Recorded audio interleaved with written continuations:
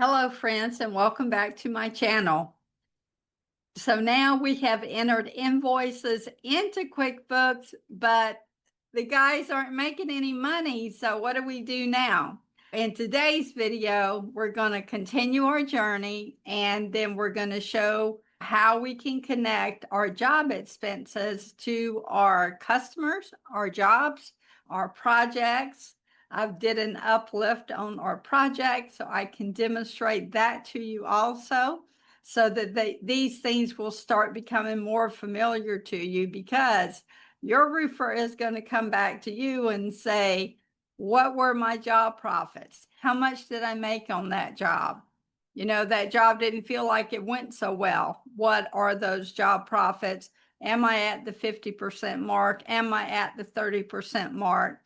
And so these are the pains that the roofing companies have. And you, as a bookkeeper, want to solve these problems for them. You want to be one step ahead of them in their work, so you know exactly what the next question is that they're going to ask. And this is super helpful customer service, because our business really, it depends on how well we can serve the clients that we have, and we do an awesome job with that.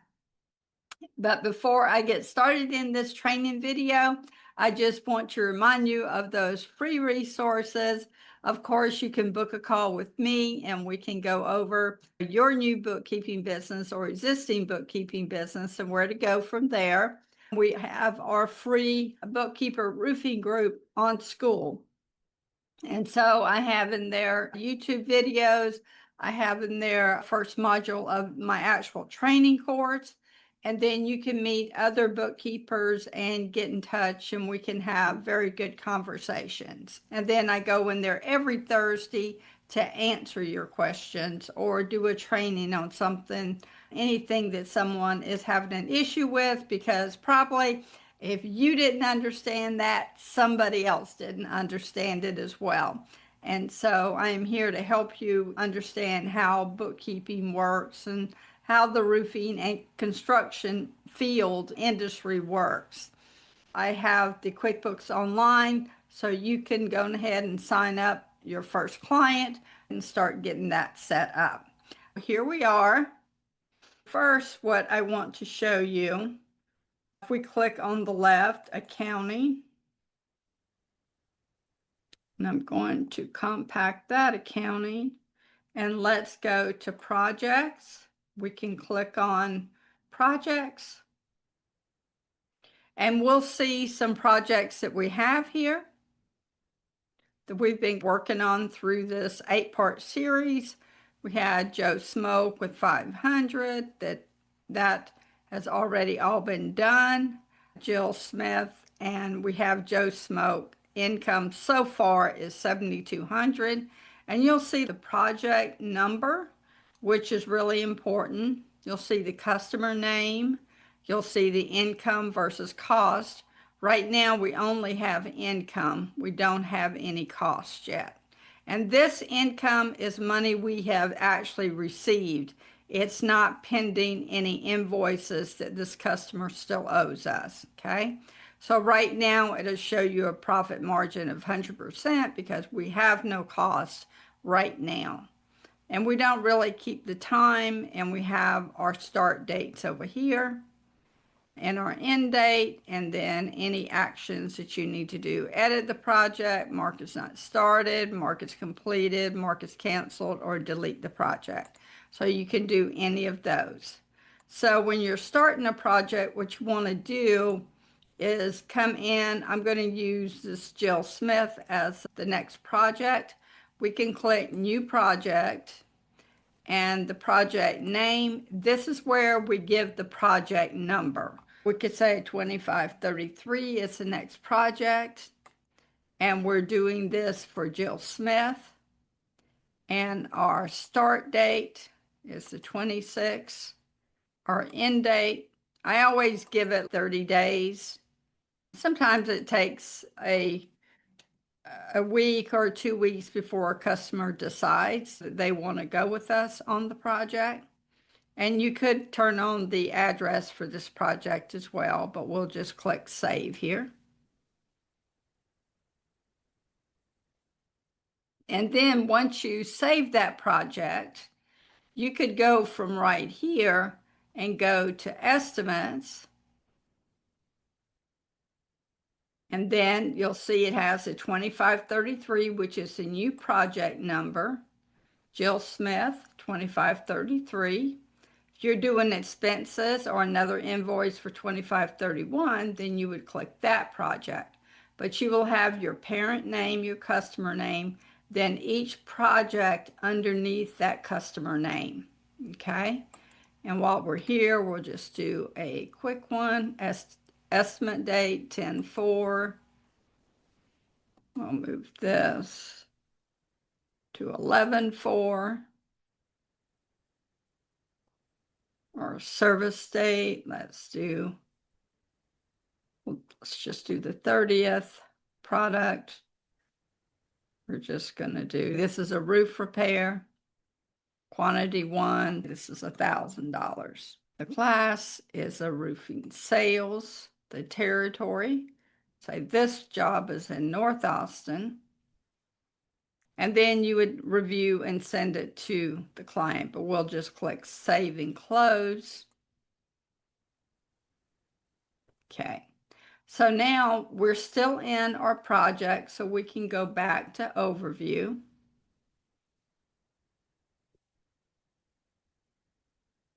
Let's see.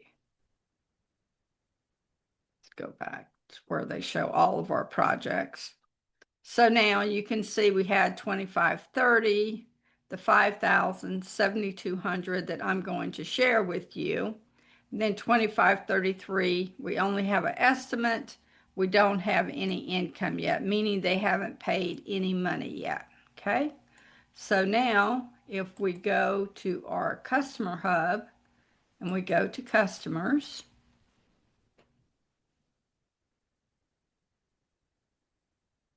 we have our Joe Smoke that we're going to be working on. This Jill Smith, this 5,000 is for the job before. The 2530, I think, was the number on that job. But here is our estimate pending, and you can open that up. Okay. And then we can just say HD. We'll accept this job.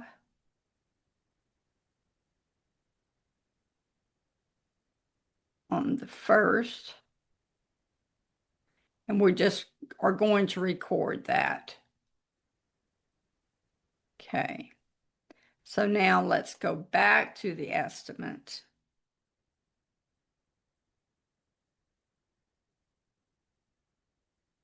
And then what we would do again is we would click out the drop-down box, convert to the invoice. On this one, we're just going to say that we're going to do 50%. So that'll be $500. And then we'll create our invoice here. Okay.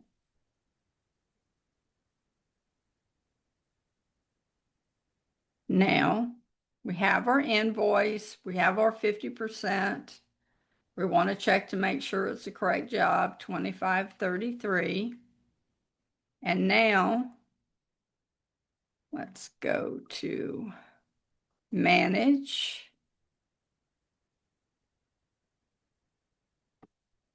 Save and leave.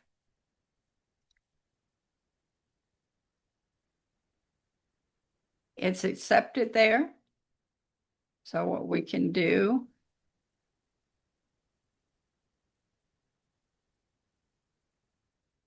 here is where it accepted the estimate, $500 is the invoice we just converted. Okay, the 1009. Now we would receive that payment. And we're going to put a check. It's going to undeposited funds. The amount received is 500. The amount on the invoice is 500. So now we're just going to record and close. Okay. So now you see the payment against the 2533. You can see your estimate, you can see your invoice, and you can see your payment. Okay, so now we want to go back to our projects. I wanted to do this to show you exactly what shows in projects, okay? So for 2533, the income only shows that 500 and not the 1,000. What we're going to do today, we went over that in our last video. If you haven't watched that video, please go back to video number 5, and that will be on progressive invoicing. Now we're going to go to bank transactions because we're going to connect some expenses to jobs. Here we have Lowe's. So we can open this up, just click where it says Uncategorized. QuickBooks is just trying to help you, but you actually have to categorize it yourself, okay? So now it says we don't have a Lowe's as a vendor or a customer, so let's add Lowe's. And it'll just populate everything you need, and that's all you need to do there. If you did want to put in all the addresses, then you could do that. Okay, Lowe's, this was material for the job. So we want to make sure it's a 5,000 number because that's our cost of goods. So we'll click that. Okay, and then our territory, let's say this was South Austin. Our class, we're going to create a new one. Let's put cost of goods. We can always look up a report by the class if we wanted to, okay? And then our customer here, we're going to look at our customers. We're going to find, for instance, on this one, this Jill Smith, 2533, and we're going to link it, this Lowe's bill, to that in the projects, okay? So now we're just gonna click add. Everything looks good. You could put a memo if you wanted to. I always go by bank detail as how to classify any transaction. We can click add. And we'll do one more so you can see what we have. For instance, the Sanders Market, say we got gas. So for a vendor, all the gas that we use, I just make a vendor account called fuel. So I don't have to put in every 7-Eleven, HEBs, all the different places you buy gas from, and I just save that. I always know fuel is fuel, okay? So fuel, doesn't look like we have an account for that, so let's add a new account. It will put fuel, gas on jobs. And then this is going to be account type. We're going to make this cost of goods. And it pops up cost of labor, but that's not it. So we're going to put other costs of services, okay? Then we want to make this a sub-account of this 5,000. So I see the number below 5001, 002, and 005. So I'm going to do 5006. So I can just give it an account number right here. I don't have to go back later and do that. So description, we're just going to put fuel for jobs. Because you could also have fuel just for office staff, but this fuel account is for jobs. We'll click save. So now we have fuel, gas on jobs. Now the customer, we'll go back to Jill, 2533. Don't ever use the billable because this will really get you confused because we don't bill customers based on their expenses. So our territory, South Austin, our class is going to be cost of goods. And then the vendor here is Sanders Market. We're just going to add. This is how you would start connecting expenses through the bank feed to the different jobs that we have. So now to see our end result, if we go back to projects, okay, so we look at Jill Smith, and now you can see the profit margin is 83%. Income was 500. We had those costs from the bank feed for 85.20. Then you could just click on it if you wanted to see further and see the transactions. You can see everything here. So that gives you an idea there. Go to overview. You can see profit margins, open invoices, overdue. You start seeing your cost of goods here. If you did put any other expenses in, you would add it here, or any bills into accounts payable. But we're going to keep it really beginner friendly. 500 income minus 85.20 cost equals 1440.80 profit. So if you took 1440.80 and divided it by 500, you'll get 83%. That's what I wanted to share with you today of how you do this. If you are enjoying this video and want to keep learning alongside others who are on your same journey, I've set up the free roofing and bookkeeping community. It's really simple. I've loaded it with my YouTube videos so you can binge the training all in one spot. Plus join on Thursday for our coffee hour, for Q&A, so we can connect live. The cool part is it's not just about me. It's a place where you can talk with other bookkeepers, ask questions, and share what's working for you.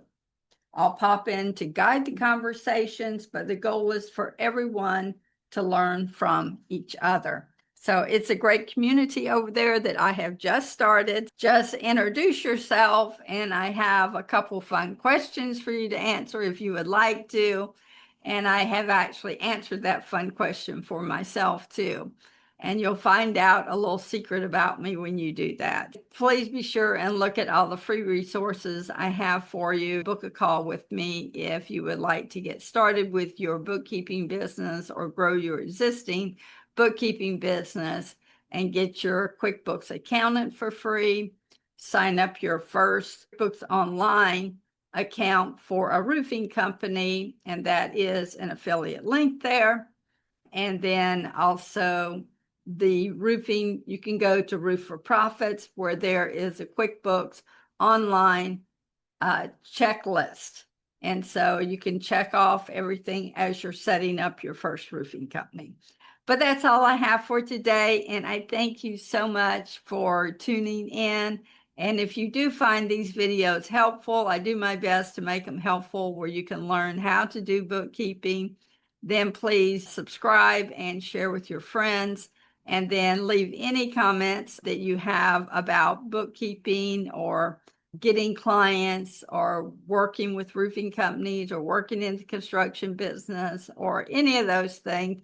And I'll be glad to answer those questions for you. Thank you so much and have a wonderful weekend.